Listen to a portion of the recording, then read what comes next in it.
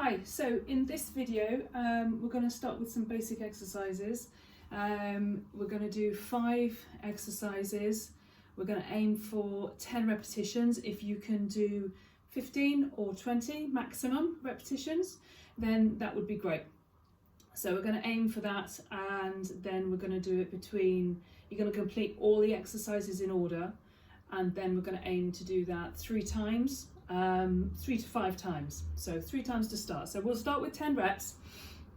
First of all, 5 exercises repeated 3 times. So the first one we're going to do a squat.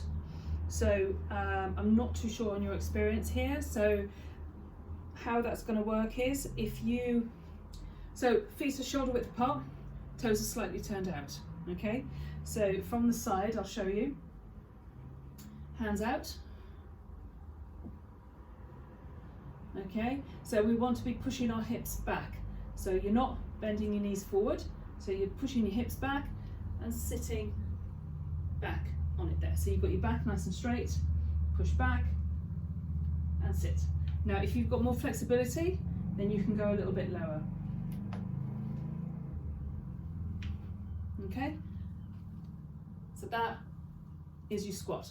So, but if it starts to kick in, you really want to kind of push back on the heels a little bit.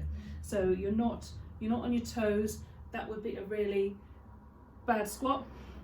Pushing back, sitting back, as if, and this, and again, if you are having trouble, or you feel a little bit fearful about sitting back freely, you've got your sofa. Have that just behind you. And aim at sitting back, so your hands are out here and you're just sitting on the sofa, you're not really relaxing. So you're sitting and standing up, driving up through the heel. So that adds as a guide, and it kind of takes some of the fearfulness away from squats that you're going to fall back. So the next one is a push-up. Don't freak out, it's okay. There's many variations to a push-up. Okay, so we're going to start with a very basic one, and we are going to start it on all 4s. Okay, so make sure that your wrists are directly underneath your shoulders, knees are directly underneath your hips, and then from here, so your hands will be just slightly wider than shoulder width apart, and all you're going to do here, so what I want also is to pull up your belly button. Just suck that belly button in so this back stays nice and flat. I don't want you sinking like that, so pull it up, okay, nice and flat. Hands there, and then you're literally just going to push down, push up, push down, push up. Your hips stay high, your knees stay on the floor, and then we'll start there, and let me know when you can progress from that. So, ab movement, I would like you to start off with a really nice basic one, which is on your back. It's called a dead bug. It's more like a dying bug because your arms and your legs are moving. But this is going to really help to build your core muscles. So let's have a look. So here's better. So when you're on the floor, tuck your tailbone under. Back needs to be nice and flat. No arch, no gap in the lower back. Bring these knees up, okay, knees directly above your hips, okay, hands here, leave your hands where they are, and I want you to pull in this belly button now, pull it in and try and push your back into the floor. That's the action that you want to get. Now that might be a little bit strong for you just doing that, but what I'd like you to try and do, pull that in, push your back into the floor, extend one leg out and pull it back. Keeping that back on the floor all the time. So pull in, extend, keep it nice and tight, and pull back. Okay, so we're just going to move the legs for the moment. So again, pull in, push your back. Feels like you're pushing your back into the floor, but you've got this all nice and tight here now. Extend out. Now you can keep it quite high. The lower it is, the more likely your back's going to want to arch off. So you really need to keep that nice and flat. So pull in, extend, pull back, and you should start to really feel it here, lower abdominals. Then we've got